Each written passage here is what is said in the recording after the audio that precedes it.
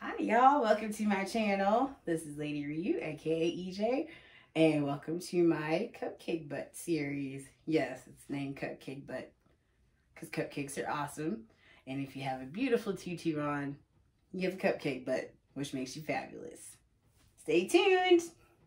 Today we're going to be cooking, we're using a recipe that used to be our great-grandmother's. It's 1934 Hershey's chocolate cake. I'll post the link in the box, and yes, I'm holding it a little scoop. We'll get to that in a minute. So I just wanted to say I measured everything out, and you can just follow along. You'll need a couple things. We decided to make cupcakes instead of cake. So cupcake, I have tutu on, so I'll have a cupcake butt today, and it'll just be big and fabulous and beautiful, and that's okay. So yeah, always be extra. Okay, anyways. So you'll need to measure all your ingredients. So you have your flour, cocoa powder. I substituted the Hershey melting box with cocoa powder. I just followed and used the amount on the back of the box. And the flour, it's cake flour, sifted. A lot of sugar. And you'll need eggs, which you'll have to separate. I'll show you how to do that momentarily. And sour milk. I didn't have any sour milk, so I measured out the amount of regular milk, and I put in a capful of white distilled vinegar. And then you'll need baking powder, baking soda. I just put together. You can actually sift it along inside your flour. And we're just waiting on the butter to soften up a little bit more. And then obviously you have your cupcake pan. You can line it with little cute liners. I'm using a 12-cup tin, and whatever batter I have left over, I just kind of greased and floured a little square pan for extra cake. And this, my dear friends, is a thing of beauty. I'll post the link. I got it off Amazon. It's like $14. Best thing ever. It measures out the perfect amount of batter for cupcakes. Alright, we're getting started. So you got 2 sticks of butter. I already chopped one up and put it in there. So this is my mixer.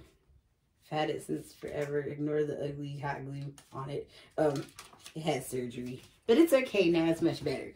So I like to cut it. You don't have to if your butter is soft, but I like to cut it up in little chunks. Put it in there. Again, I'll put the link for the the recipe in the box. Okay, so butter first. Usually with cake, it's kind of like cookies. You do your wet ingredients first, and then you put your dry ingredients in. So wet ingredients being eggs, milk, butter, vanilla, sugar. This recipe calls for 2 1/4 cups of sugar. That's a lot of freaking sugar.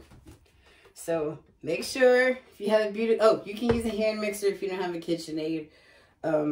Make sure you lock it or stuff will go everywhere and it's going to be a party. So yeah, we'll just do that. Start it on low and you're just going to add it. Then wait a minute or 2 so it's cream. It's going to be really thick. Okay, now we're going to separate the eggs. 5 eggs. This is going to be a really rich cake. Invite some friends over to enjoy. So, to separate an egg, you crack it. Don't crack it. Crack it just enough so you can put your thumb in. Carefully pull it apart. Oh, yeah, and you will need 2 bowls. I use paper bowls because, easier to clean up. And clean as you go, people. It'll save you a lot of trouble and heartache. And this is the messy part. So you're going to let the egg white fall into the first bowl. Use the shell and just slide it back and forth. Maybe once or twice till the yolk is separated. And I'm getting egg whites everywhere. So this is the messy part. Here we go. All right. Now, you put your mixer back on, make sure it's locked, and you'll put it on low, and you put the egg yolks in first. Let that whip up real good. them to look yellowy-ish.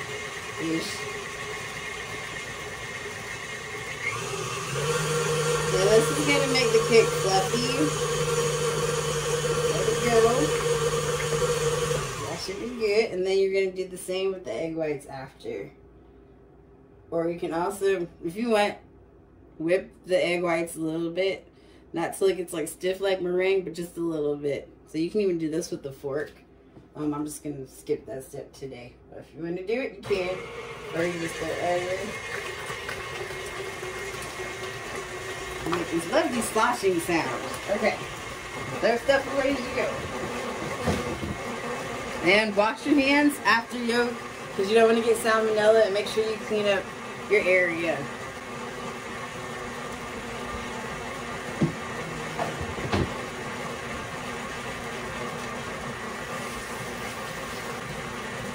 And then a constant hand washer. Ooh.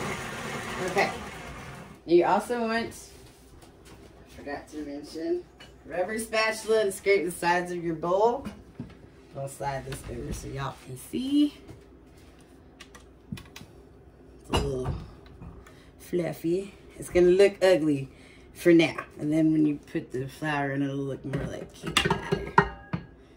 That's it. And you're just gonna scrape the sides of the bowl. Don't knock your bowl on the floor. Be careful. Scrape the sides so everything's incorporated.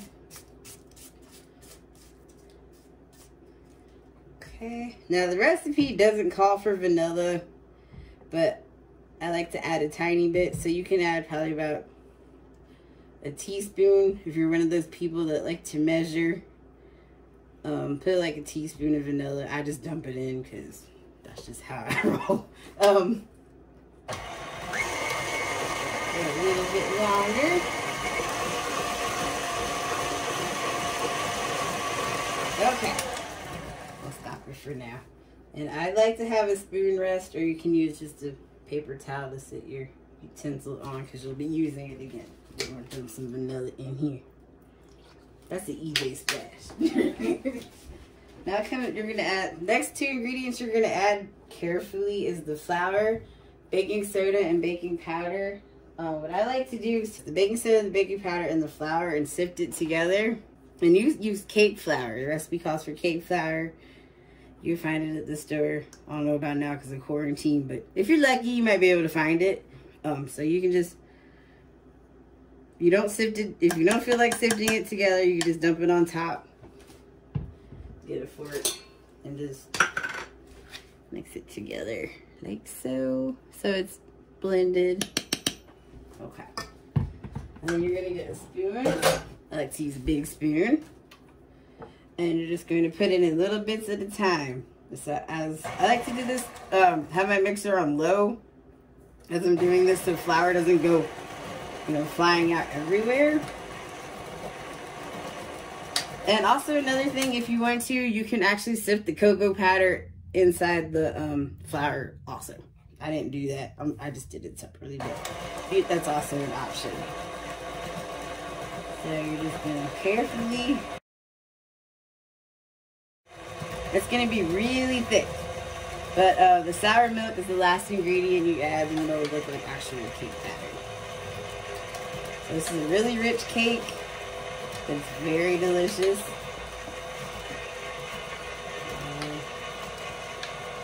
There we go. And if you don't decide to do cupcakes, you can just use 3 9-inch cake pans. Just make sure you flour and grease them well.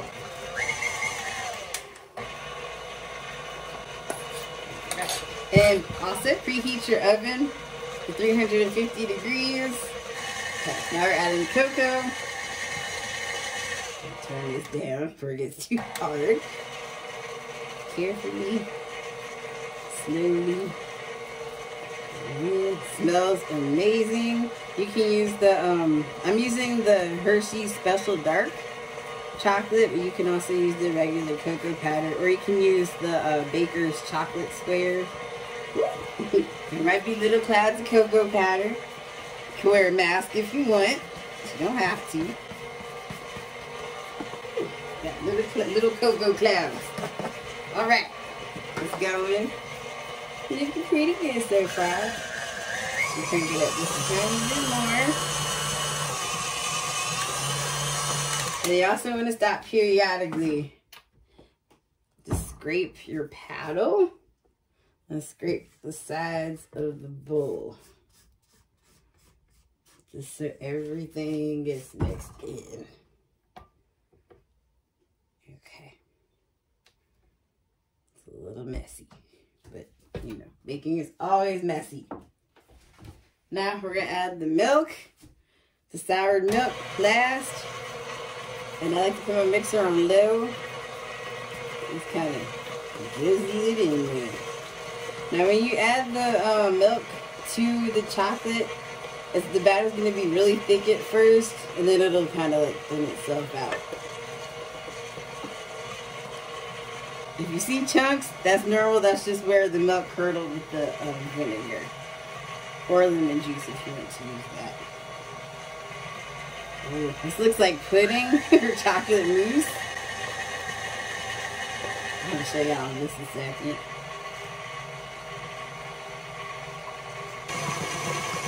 Sometimes you can even put like a kitchen towel over your mixer so it'll prevent the splatters from going everywhere.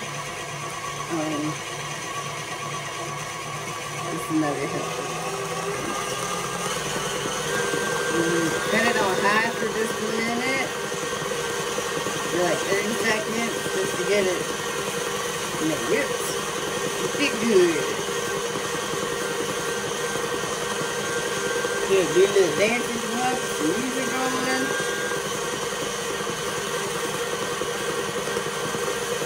Alright, that looks good. That looks good. I'm gonna show y'all how delicious this looks. Take your paddle off carefully. You may want to unplug your mixer. Okay. You take it off. You can eat this batter if you like eating batter. I prefer cookie dough. But you know, for raw eggs, you always take the risk of getting salmonella, so be careful. Scrape the side of my bowl to make sure everything's mixed. Well, this looks pretty good. It looks like chocolate pudding or chocolate mousse. Very rich. Clean up. There we go. Look at this. So yummy. Okay. Now we're just going to scoop it into the pan. It's actually looks really good. So it's supposed to look like chocolate pudding or mousse. That's the consistency you want. Thank you, mixer. My mixer does not have a name, but other pieces of equipment I use, like my sewing machine, has a name. And you'll get to meet her in the next video. In particular, I like to clean my mixer right away. I like to get all the flour and sugar and whatever off of everything right away, or else it sticks and it's very hard to clean. You're going to get your pans. And the beauty of this scoop, one scoop is one cupcake. If you don't have the scoop, fill the paper is probably about a little bit more than halfway. Whatever I have left, I'm going to dump in that square pan. But this is a lot of batter. It's for a 3-layer cake. It's a lot of batter. So you have enough mixing for your friends. You know, when quarantine's over. I hope all y'all are doing okay out there. Alright, that looks beautiful. There's still a ton of batter left. So there they go. Then you're just going to pop them in the oven for about 30 to 45 minutes. Or be like me, just wait till you smell cake and it's usually ready. So I'll check back in with you then. Okay. So instead of using the square pan, I opted to do either 8-inch or 9-inch pans because I had enough batter to fill both. So I have 12 cupcakes and a 2-layer cake out of all that batter. I'm going to pop these in the oven and the cupcakes are ready. Please be safe. Don't burn yourself. Use oven mitts. Okay. 2 of them. So I'm just going to pull these out. They smell amazing. Ooh. yummy. Okay, I'm gonna set them up top here, and we're gonna do the toothpick test to make sure they're done all the way, or to see if they need to go on a little longer, because our oven's temperamental. We have gas, sometimes it can be temperamental. So you're just gonna grab toothpick. I have colorful ones. Get a light colored one so you can actually see if there's cake batter on it or not. Stick it right in the middle. Oh, it came out clean. If it comes out clean, you're good. Good to go. If it comes out with cake on it, it needs to bake a little bit more. So, and another test is, you can touch the top, and if it bounces back like a spring or a sponge, it's ready. So, yeah, that's it. I'll come back in another video, show you how to make buttercream frosting for it.